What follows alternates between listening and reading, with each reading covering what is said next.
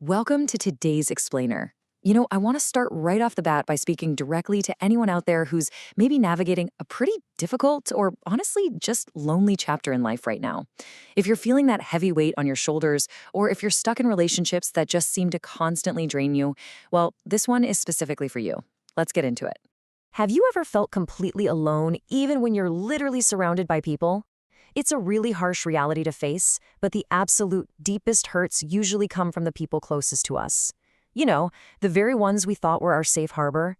They're sometimes the ones who deal the most painful betrayals. Sometimes evening falls without a single smile. Man, that is heavy, isn't it? It just perfectly captures that profound sadness when you realize your joy has been completely drained by the wrong people. But hey, acknowledging this pain is absolutely crucial. We have to look it right in the eye before we can actually move forward.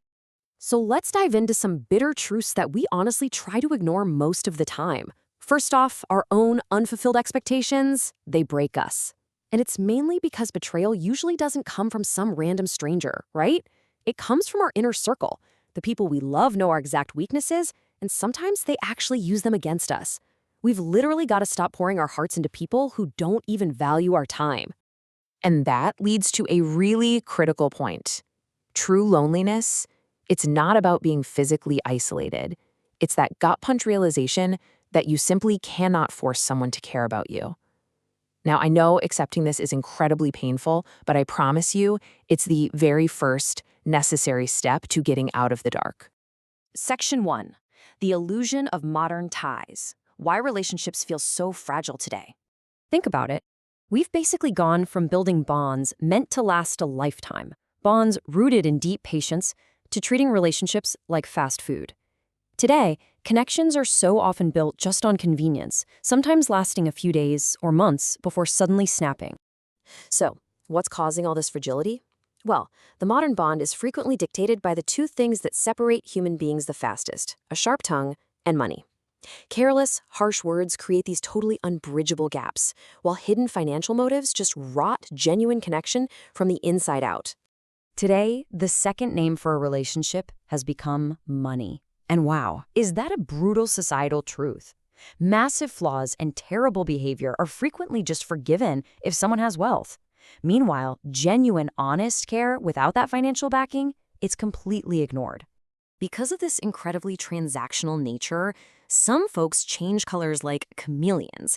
They'll keep you close, but only until their selfish needs are met. I really want to remind you right now, please do not blame yourself for the manipulative behavior of people who just want to use you. That is absolutely a reflection of them, not you. Section 2. The pivot to self-respect. Choosing dignity over toxic attachments. Wounds on the body are acceptable, but a scratch on self-respect is absolutely intolerable. I really want you to treat this as a non-negotiable life rule. No matter how much you care for someone, you literally have to stand your ground and protect your dignity at all costs. True self-respect is about having the courage to just walk away from spaces where your presence is merely tolerated, not actually valued. You must never, ever compromise your self-worth or beg for love. Because a connection built on begging, that isn't a relationship, it's a dependency. Okay, here are some actionable boundaries to help protect your energy. Stop trying to force your place into other people's lives. And don't let yourself become so weak or dependent that you need someone else's favors.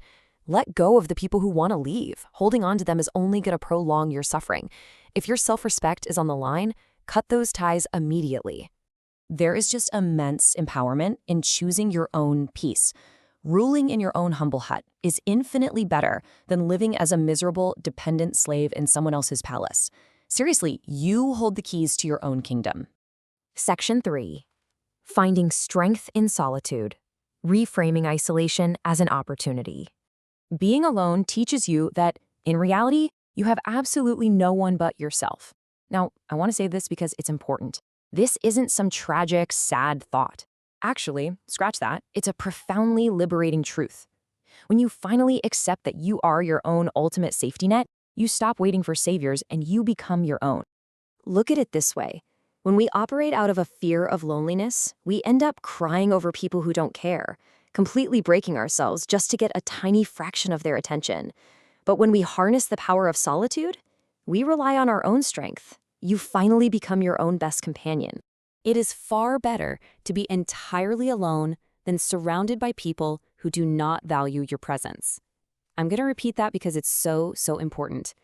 Silence and putting distance between yourself and toxic people is not a punishment, it's a massive upgrade to your mental health.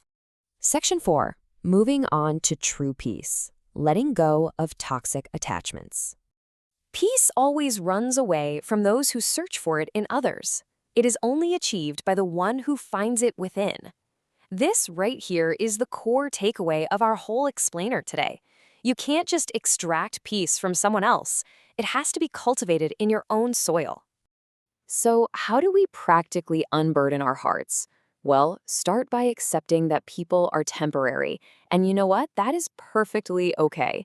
Once you stop expecting loyalty from the wrong people, you can actually learn to smile through the pain and ultimately forgive them. Do it for your own peace of mind, but don't be foolish enough to trust blindly again. I love this beautiful sentiment. The person who has learned to stay happy amidst sorrow has truly succeeded in life. I really encourage you to see your current pain not as something meant to break you, but as the very fire that is forging your ultimate strength and true success. So I'm going to leave you with this final provocative thought. Are you ready to stop searching for happiness in someone else's hands and start building it with your own? Take a second and really let that sink in. You have the power to reclaim your life right now. Thanks so much for joining me for this explainer. Until next time, stay strong and keep learning.